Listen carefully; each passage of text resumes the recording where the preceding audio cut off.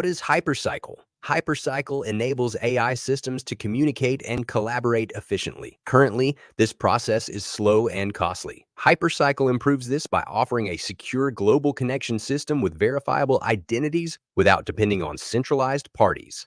It provides a safe platform for AI to interact directly without intermediaries. For more information, go to hypercycle.ai. And with that, we are back for This Week in Hypercycle. I am Nick. This is Tufi Saliba. And you are, where are you? You're in North America. I'm actually, can you hear me? I can hear you. Oh, amazing. Okay, so I'm in the operation room, as you can see. This is well, of course. This is the Hypercycle operation room, as it comes nicely together, and some of clients of our clients start collaborating and working with them to enable literally kids to start like actually installing these things and managing them or whatnot, because I feel like there's a lot of education that is happening around the world that is so fascinating about the younger, the youth, that can get them towards the jobs that they matter in the future, that they're a little bit out of school. And I feel like if I can do my little bit in that while we're doing this thing, it could be fascinating, because it's like, and I feel like there's a demand, Nick. There's a demand, because there's like, I mean, think about it. There's like our second batch with these guys, we have like over 50,000 of them coming out in the market, right? And if you think about the vast majority of people that they want to manage those, they don't necessarily know that, for example, their internet is slowed down, or it's not really getting enough heartbeat, not doing enough computation.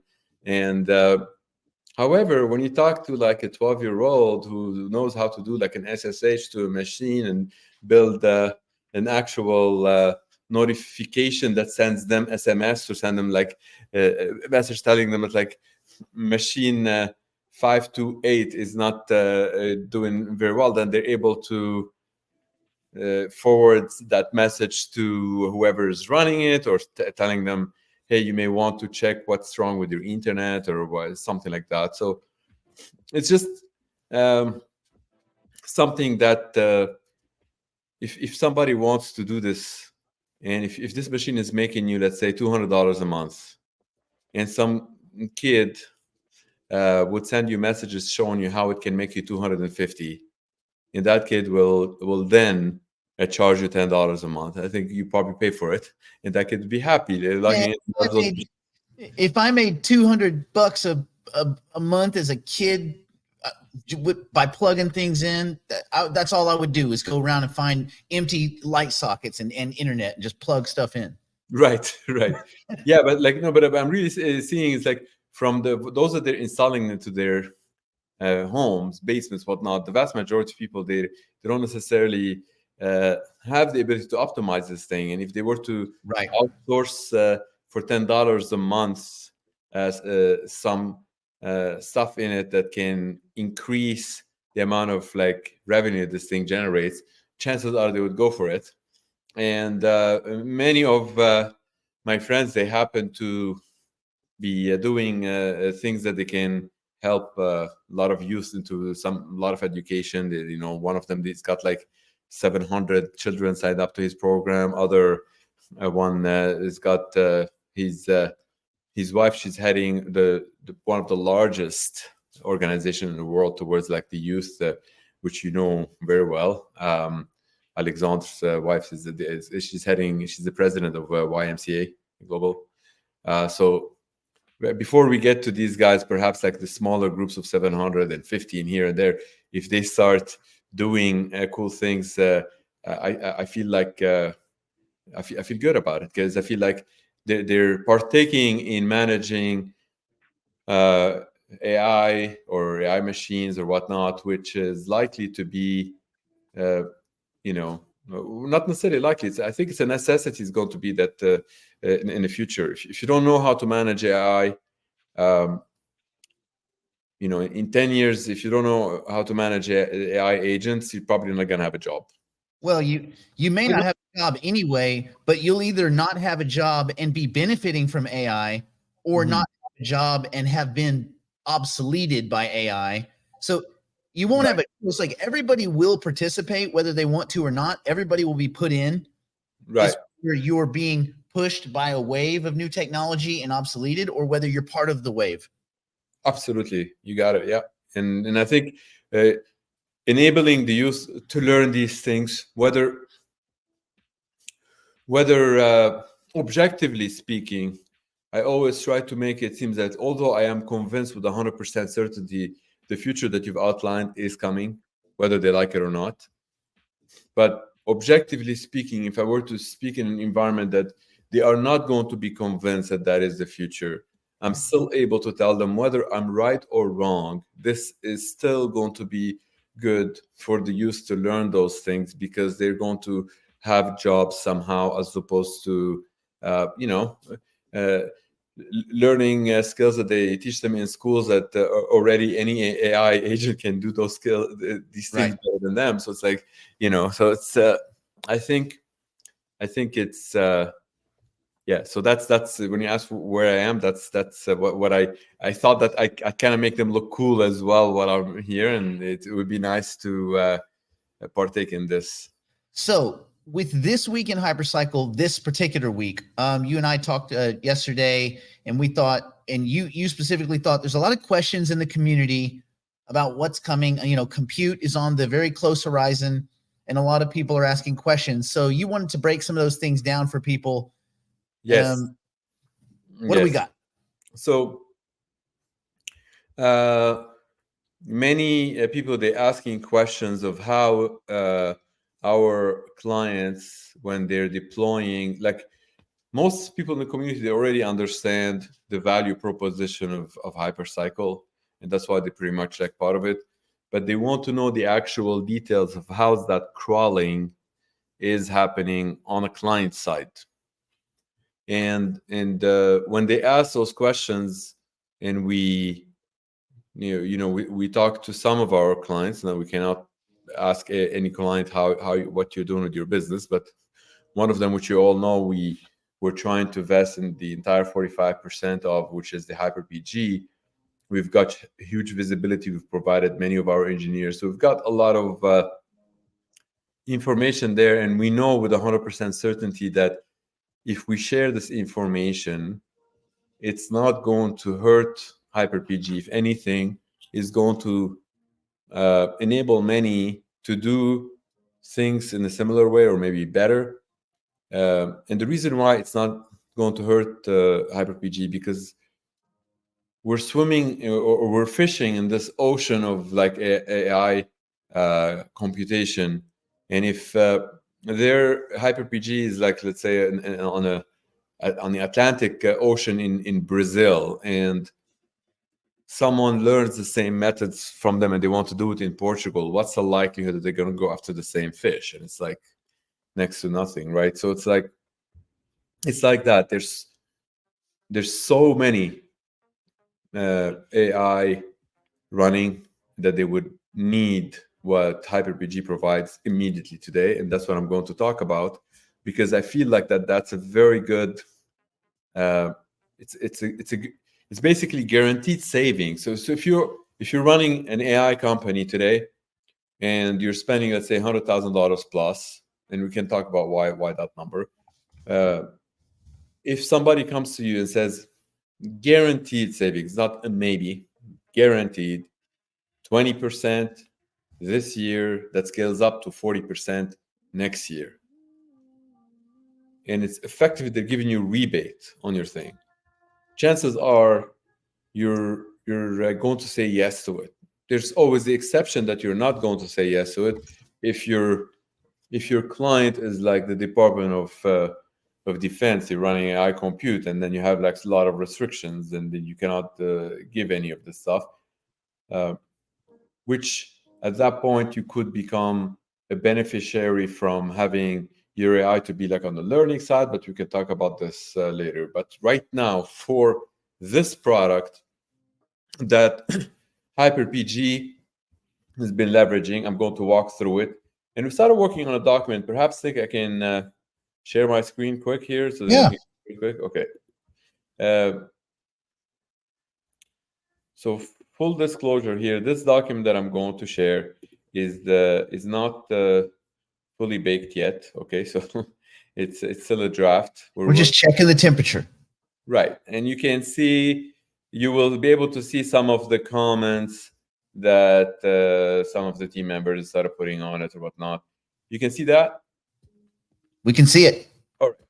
So, when this document, can you see this as well, the hyperpool, when I change or no? You cannot. You just see I can see the guaranteed savings as a sure segue. Okay. So this document is in the making, and it's effectively what they built that product around Hypercycle. The reason for that is because that's what customers care about right now, today, as opposed to telling people about the grand vision of Hypercycle, which people that are running AI compute today, they don't necessarily have the bandwidth to understand. Not everybody is like a visionary, get to see that. They're just like, an example that we gave before, which I will give it again today. If you're running an AI compute to provide your customers with OCR, optical character recognition. So let's say your customer comes in and says like, Nick, I'm going to send you 10 million invoices per month from, it's a shipping company. And a shipping company, 10 million invoices is not a lot. And you run it through your AI, you read them and send it to them. And you have a phenomenal accuracy rate. To say it's like 83% or something like that, which is 3% higher than Microsoft and Google. But whatever. Point is, you're running this AI somewhere. Whatever you're running it, chances are you're paying. So this customer pays you, let's say, $800,000 a month, which is pretty much reasonable for that amount. You have a lot of costs. One of your major costs is about $200,000 a month in running AI compute, or $100,000. Okay, if you're spending that $100,000 a month, and somebody comes in and says, "I'm going to reduce that to $60,000," and your ability to scale accordingly, and in the future enable you to increase your accuracy as well, which we can talk about it later. But right now, immediately, we can reduce your cost, then you're going to say, yeah, let's do it. So how do they do it, and why do they do it? The first reason of why they do it is that because they want to reap the benefits from your AI using the Hypercycle computation node. So if we remember those 5 beneficiaries, right? You recall those? Yes, sir. All right. So someone like HyperPG, they have the HYPC because they borrowed it from left and right and bought some and all of this. They have the software owners, so that they've whether they bought the software themselves, or whether they borrowed or they're about to borrow, which is for many that in the community, they know that the marriage of those two is called a hyper share, because it enables the rev share or whatnot. They have secured over 5,000 H100 through partnership for the hardware, and chances are they're able to scale this a lot higher than that. For those that they know, AI 5,000 H100 is a huge number. Like, it's phenomenal. It's great. It's not a Facebook. It's not a, what do you call it, Meta now, but it's still big. And they, of course, have the facility and the hardware. They kind of like come in hand nowadays, because whoever is getting that hardware, they're putting it in a facility where they have like energy, space, fast internet connections, so on and so forth. What are they missing?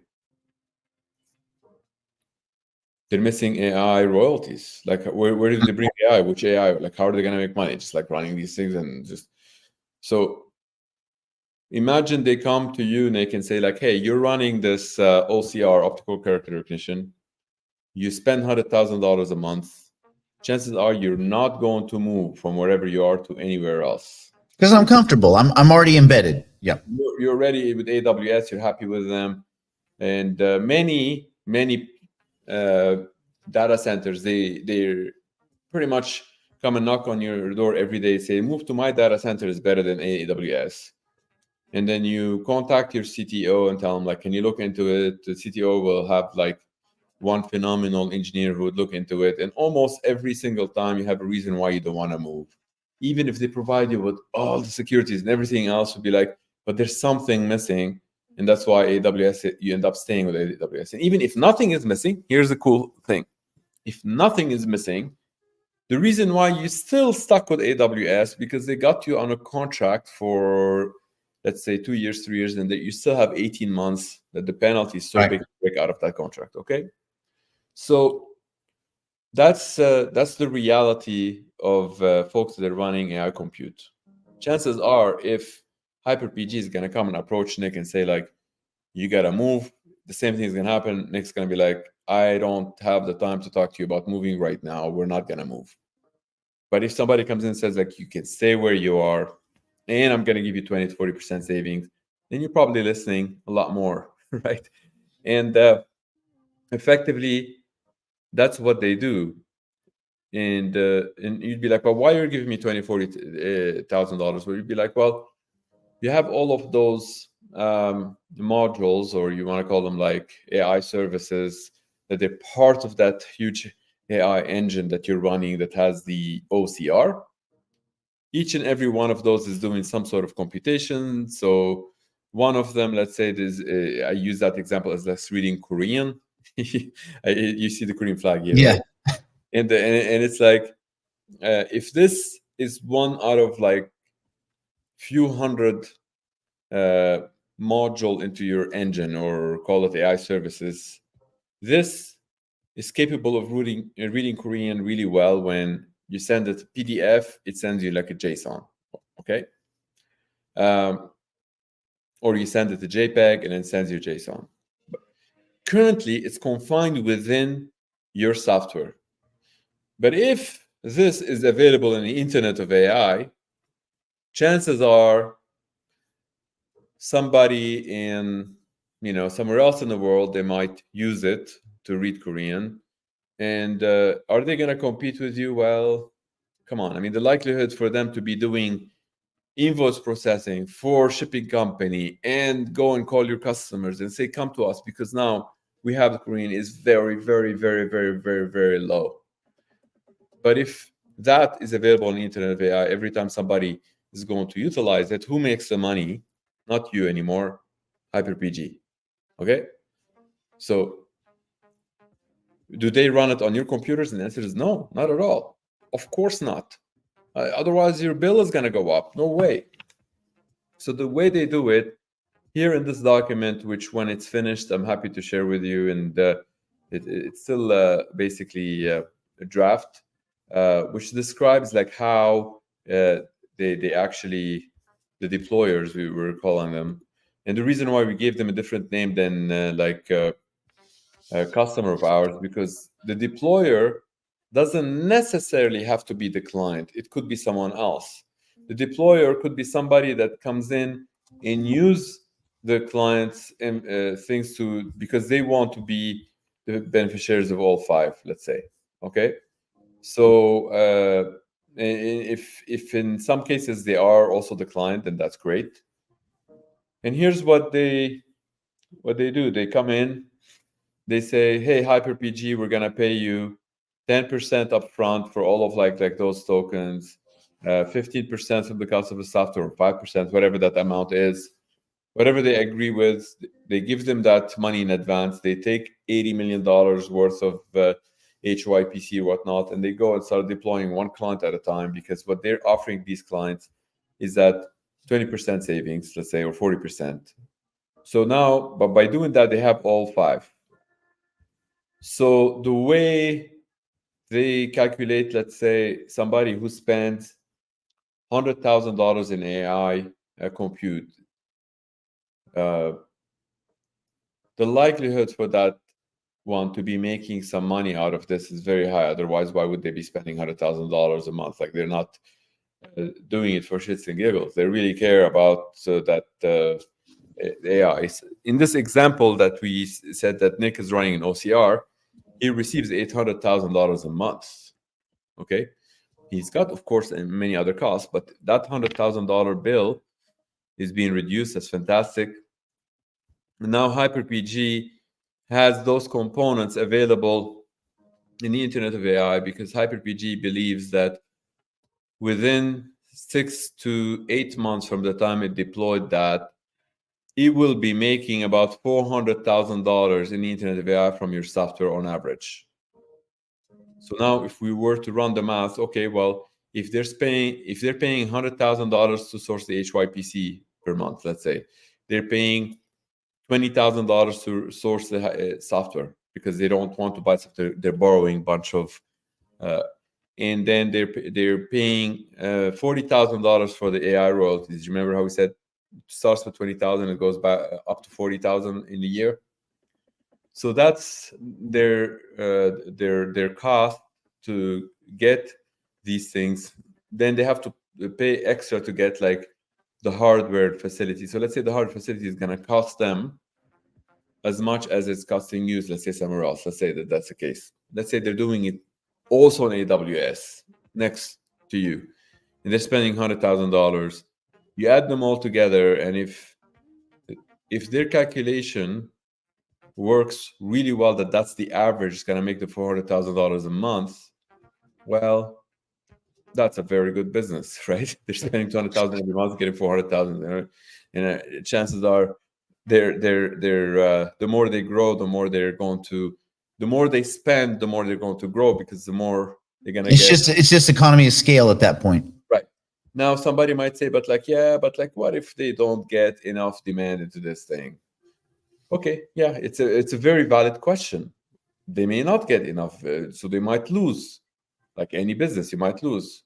But what's the likelihood that they are going to get the demand? It seems to be very, very high, that their average turns out to be $400,000 a month when they spend $40,000 on reducing your bill. Now, remember, Nick, they have a lot of other costs to make that money. So it's not like they're not chipping you here. You receive your $40,000, you're happy. The HYPC holder is receiving $100,000, they're happy. Software owner receives, everybody's happy in this equation. And the one who's getting that demand from them is extremely happy because their AI is getting more intelligent, better, faster, and so on and so forth. And if you follow it through all the way to the end, and you can see where the value comes from, because the guy who couldn't read Korean in his software and now is able to read Korean, what's in it for that? So quickly in this OCR, if your accuracy is 83%, let's say the other guy's accuracy was, let's say, 75%, and we're talking about 10 million documents, to say here, and you have about difference of about 800,000 documents, but that's not how it works precisely. You're just providing them with like a bunch of components that could increase their accuracy to, let's say, 90%, could increase it to 86%. If it's not increasing it, they're not gonna utilize any of your stuff. Eventually, they will walk away. But the likelihood for that to increase it due to emergence is close to 1. When I say likelihood, that's like almost like 99.9999%. When I say that, this is like you can bring any AI scientist into a room and show them that emergence, and nobody's going to be like, oh, there's no way that it's going to increase. It will increase. Now, by how much? I don't know. I'm talking about the increase is almost certain that there will be an increase in accuracy. So that's pretty cool, right? Because now if someone who's doing also OCR, you help them increase their accuracy. So let's say, hypothetically speaking, by only 8%, that means 800,000 documents now they're able to read per month that they couldn't read before. Their customer that used to pay them, let's say, $750,000 a month. Now they pay them $830,000 a month, assuming that the customer is reading paying just for like the accuracy of the documents that they're able to read. So that is a new value added to that customer, because that customer is able to read those invoices more. They couldn't read them before. Many people, they say, but how do they do it now? Well, the way they do it now, they're delayed. They're delayed because they have to take those documents they couldn't read, send them to some human, pay the human a lot of money to read documents, and that's not a good life for those humans. Let me tell That's right. you. The mechanical Turk whole thing is. Oh my God! People, they say it's like, oh, but they're eliminating jobs. Believe me, you don't want that cruelty on those people. Yeah. They're spending 12 hours. That's the good creative destruction. Right, right.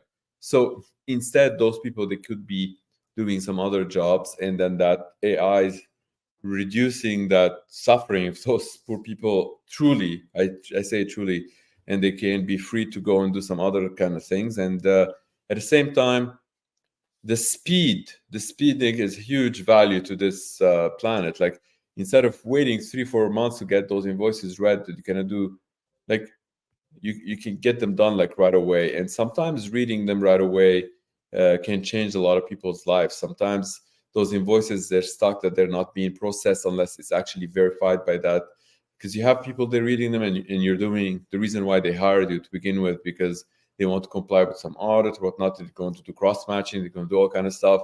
Well, imagine reading medical data in real time in an emergency situation in another language. Right. So yeah, exactly.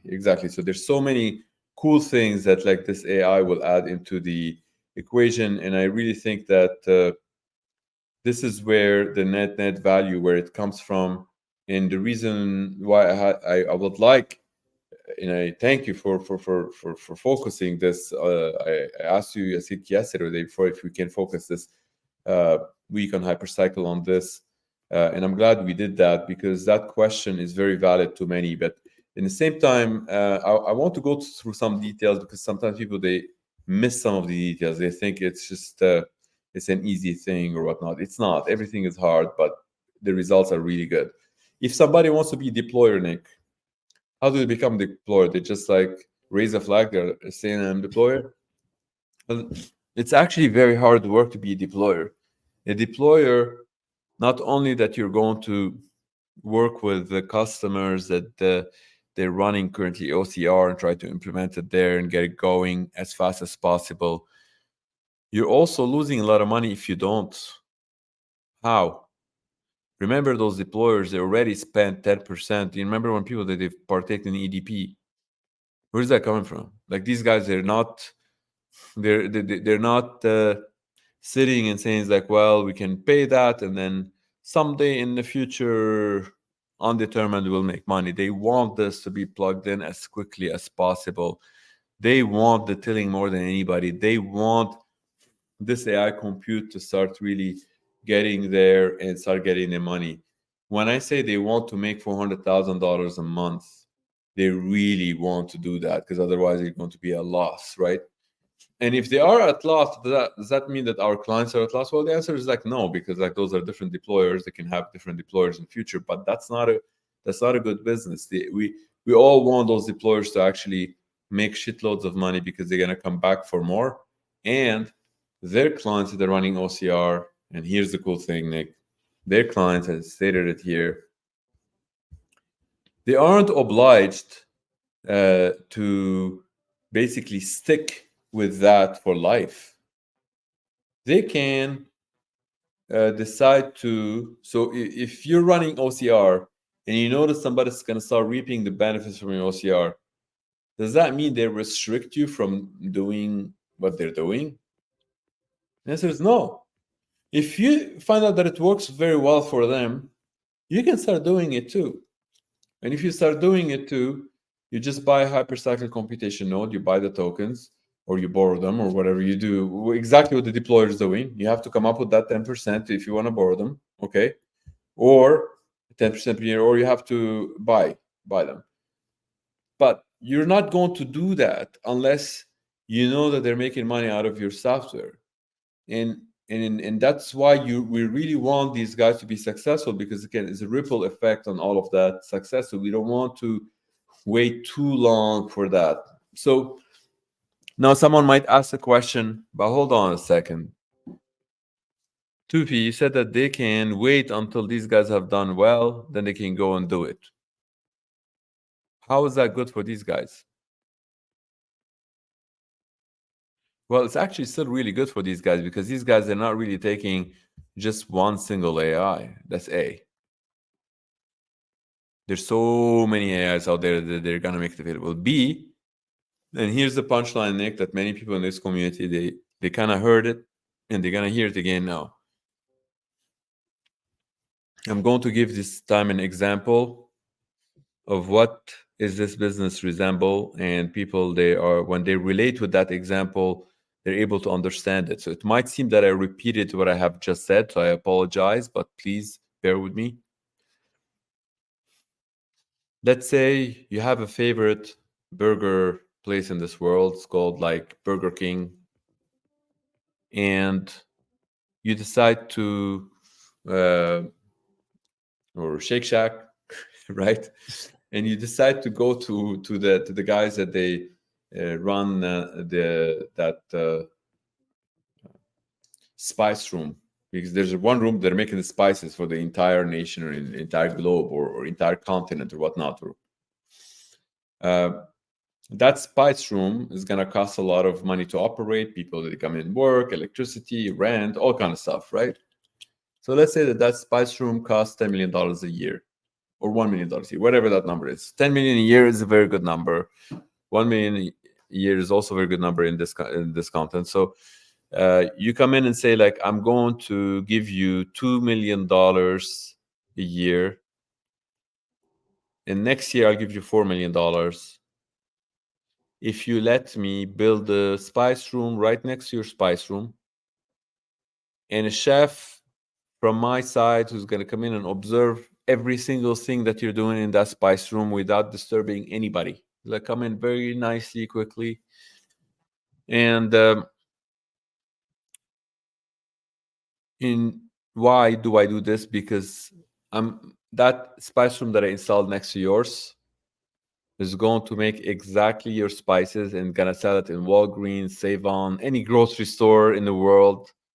It's gonna sell it to any shawarma place in the world. It's going to sell it to any restaurant in the world.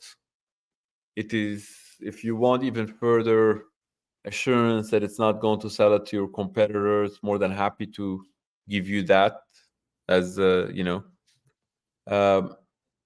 and now if you think about that business, how much money would you make if you have that spice room selling in every single, or have the capability to sell in every single grocery store? It takes time to sell them, but you end up, the first month is trying to get to Save-On, second, third. When you get to Save-On, then it's much easier. You tell them, here, I've got Save-On. Can you get to Walgreens? Can you get to, you start getting like one foot at a time, and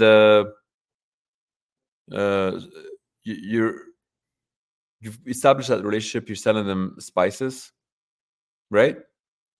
And then somebody comes into Burger King or to Shake Shack, says like, guys, look how much money these guys are making selling in all those grocery stores. Why don't we do the same? Is there any restriction for us to do the same? No, there's no restriction. It's actually, it might have introduced a new business for Shake Shack that they didn't even have the capability to test that out or to try to see if they want to do it. But right now they do. And if they go ahead and start exploring it, by the way, as we're looking at this, I saw Matt coming into this and leaving, and I think probably Matt is online now, so he's probably seeing us. So hello, Matt. Anyway, so we get to this point where you're able to go and start your spice room, and you call it, let's say, the Shake Shack Spice Room, and it's our own, and you can go and sell to any grocery store in the world, and you can even reference that somebody's been selling your spices, and this is they learned it from you, and this is you selling it, no problem. None of that is restricted at all. Even if anything, it's encouraged. Now, if we go back to that question that I asked, but isn't that so bad for HyperPG? Or isn't that so bad for you if you install the spice room next door that now they can do it as well? The answer is like, no, they're going to be, it's not bad. Because if they, even if they want to go and talk to Savon, but Savon's already built the relationship with you. You already have your sales channel going through you, and it's the exact same spices. Remember, that's a guaranteed exact same spices. That's the whole idea of hypercycle computation node, is not taking like a fake copy. No, it is precisely like byte for byte, bit by bit, exactly the same AI. So we basically exactly the same spices. It's not like, oh, we created it first and they copied us. No, there's no copy. It's exactly the same. So when Savon had built that relationship with you and you've already started selling them in Walgreens and 50 other grocery stores around the world, Shake Shack at that point, if they're going to go try to sell them, they're not going to be able to take that away from you. They can go sell to new ones, right? And this thing that you've built that relationship with these guys and already start selling them, this is precisely what Tilling enables today. That capability that you already established, that handshake with so many different AIs out there, the capability that your AI is known to them, the speed of how much that they can reach out to you, the actual, what does it take to do handshake, what does it take to do temporal coupling, what kind of AI you're running, how much reputation have you gained later on, how much computation have you done, what's a pure proof of uptime, all of these things to AI is similar to that spice room of like, how reliable are you to deliver those spices? How much can you scale? How fast can your delivery truck can show up to their doors? How nice that delivery dude come in and give you the spices and all of these things. And yeah, so that's the metaphor that I thought that I would use here. I hope you can see the resemblance here. It feels like to me that one of the things that this will create is a way for various AI algorithms and things like that to be utilized to their greatest effect, and essentially onboarded across the long tail of utility. So you find a thing that does this really cool thing, and then you say, we're going to go out and find tons and tons and tons of other customers that can use that thing that you're doing. You got it. And everybody benefits. You got it. And this is when the metaphor for the burger will fail, because there's finite amount of people that they can actually get to your burger and get to your spices. And that finite number, if anything, the more people get into that space, the more they reduce that. The pie is very defined. This is how many people we are. We're not going to eat more burgers than we could. Right. Okay. In the world of AI, it's been for the last 12 years consistently, without fail, the demand has been growing 400% per year. Okay, those aren't my words. I'm quoting Jensen, the CEO of NVIDIA. He said it 2 years ago. He said it again a year ago. The way he said it is actually that the supply has been growing 400% per year, and its AI compute demand has been going 400%, not 1200%. So it's 4x per year,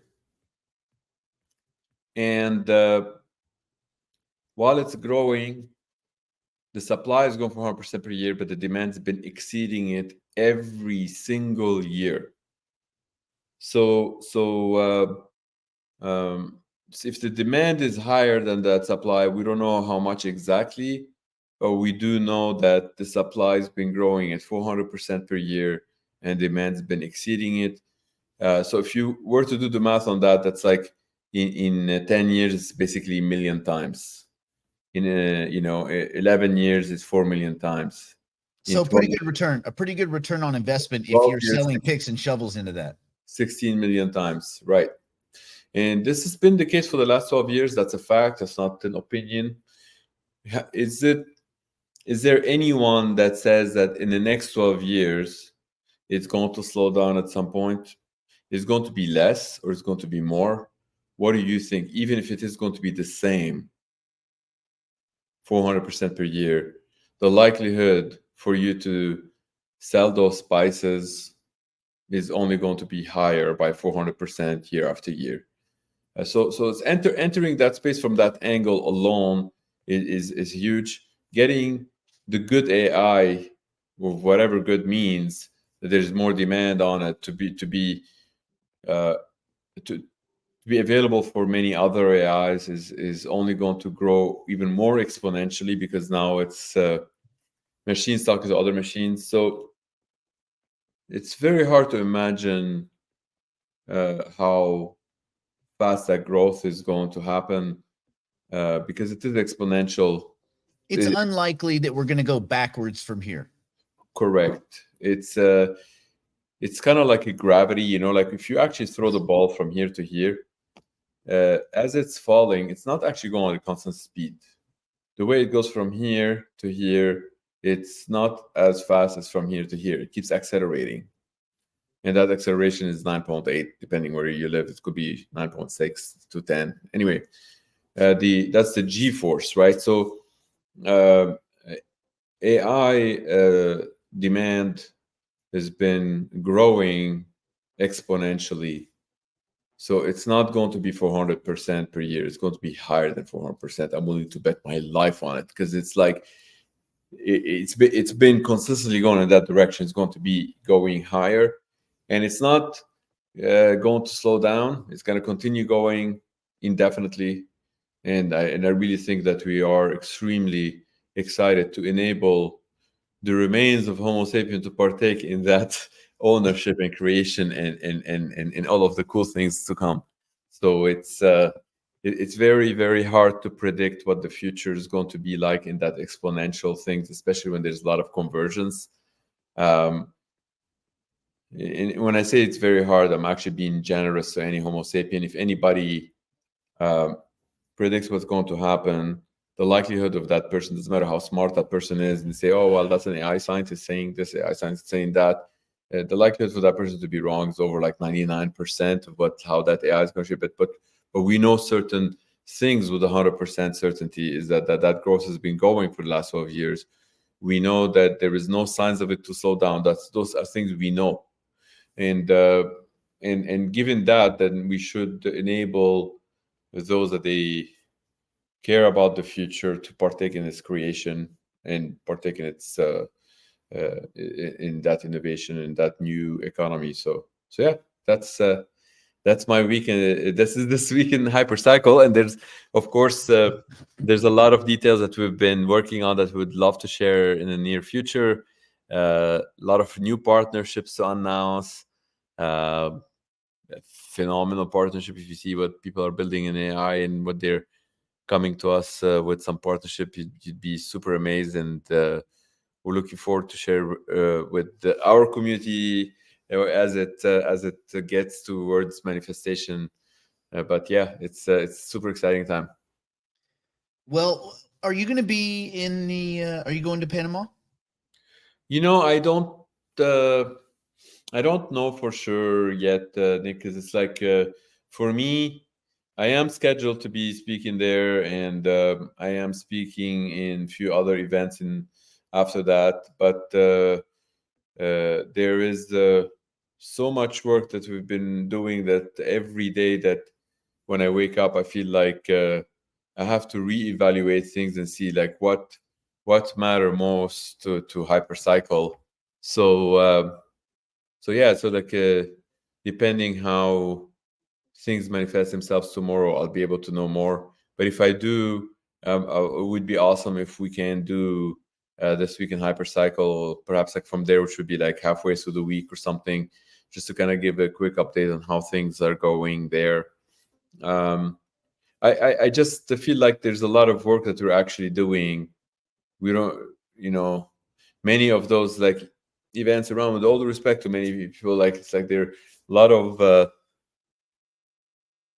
we've done a lot of talking in the past, right? And we got to this point where we're actually doing things. So people, It's time to build. Yep. they're relying on us to do a lot of these things, and we want to do those things. And I'm excited to actually get that word to so many people, whether they're going to be there or in other places. But at the same time, we need to evaluate all the time. See, like, you know, if you tell me like, hey, Tufi, so you're going to Panama, it's amazing, it's great. But at the same time, if you knew that like there's a potential us signing this partnership with one of the largest quantum computing factory in the world, like on the same day that we could be in Panama, but decided to go to Panama because like we need to be in front of people talking. Well, you know, that I think that the quantum computing thing is probably a lot more needed right now than this. Qubits for me, my friend. Qubits for me. Right. So I really think that because that's another angle that Hypercycle is going to be introducing to large computer centers, where you're able to utilize the quantum computers they're trying to sell themselves as doing so many different things. But there's a method that using Hypercycle that they can enable a huge computing center to have fascinating security for like the term of the heartbeat. For people that they haven't heard of heartbeat, if they have those things, you know that they're what heartbeat is. Those things, they have like chunks of time, and then every time they have a certain heartbeat, imagine that quantum computer is actually injecting something inside the network packet. So anyway, I'll let you know, and it would be awesome to do this weekend Hypercycle, whether it is going to be from a quantum computing facility, whether it is from somewhere else. But it's a lot of exciting stuff happening. Well, one way or another, we'll get together here in the next couple 3-4 days. We'll talk about what's going on. There's a lot going on, and I'm excited every day. Me too. I love it. Thanks so much. Take care. We'll talk soon. All right. Take care. Bye-bye. See you guys. Bye.